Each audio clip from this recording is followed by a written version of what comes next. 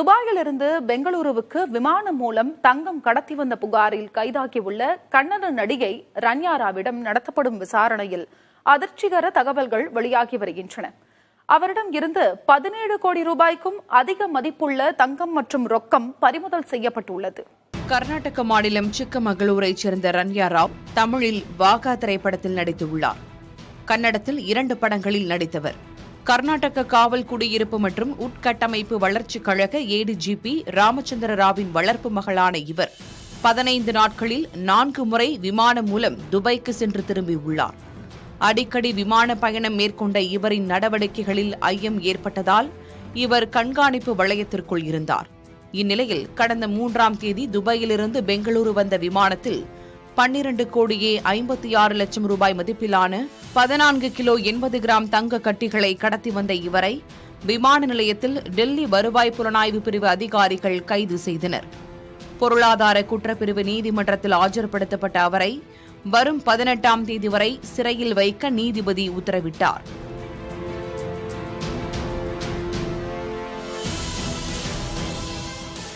ரன்யா ராவ் தன் கணவருடன் வசித்து வந்த பெங்களூரு லாவெல்லி சாலையில் உள்ள அடுக்குமாடி குடியிருப்பில் 2 நாட்களுக்கு முன்பு வருவாய் புலனாய்வு அதிகாரிகள் சோதனை நடத்தினர். சோதனையில் 2.06 கோடி ரூபாய் மதிப்பிலான நகைகள், 2.67 கோடி ரூபாய் ரொக்கம் சிக்கியதாக அதிகாரிகள் தெரிவித்தனர். அவரிடம் மொத்தம் 17.29 கோடி ரூபாய் மதிப்பிலான நகை, ரொக்கம் சிக்கியுள்ளன.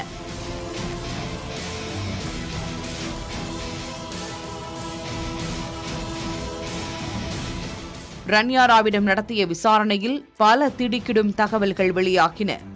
கடந்த 3 மாதங்களுக்கு முன்தான் ரன்யா ராவுக்கு ஆடம்பரமாக திருமணம் நடைபெற்றுள்ளது. அவரது கணவர் கட்டட வடிவமைப்பாளர், பிரபல அரசியல்வாதி ஒருவரின் உறவினர். திருமணத்திற்கு பிறகு லாவெல்லி சாலையில் உள்ள அடுக்குமாடி குடியிருப்பில் இருவரும் குடியேறினர். தங்கம் கடத்தலில் ரன்யா ராவுக்கு நேரடி தொடர்பு இல்லை. அவர் குருவி போல செயல்பட்டுள்ளார். அதாவது நகைகளை கடத்தி வந்து கொடுத்ததால் அவருக்கு கமிஷன் கிடைத்துள்ளது.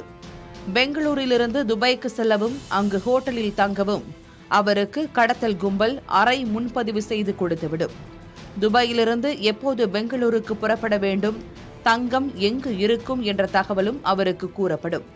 துபாய் விமான நிலையத்திற்குள் வந்ததும் சிறிது நேரம் இருக்கையில் அமர்ந்து இருப்பார். விமானம் புறப்படுவதற்கு 1 மணி நேரத்திற்கு முன் நேராக கழிப்பறை செல்வார். அங்கு தங்க கட்டிகள் இருக்கும். அவற்றை தன் உடலில் மறைத்து கடத்தி வருவார்.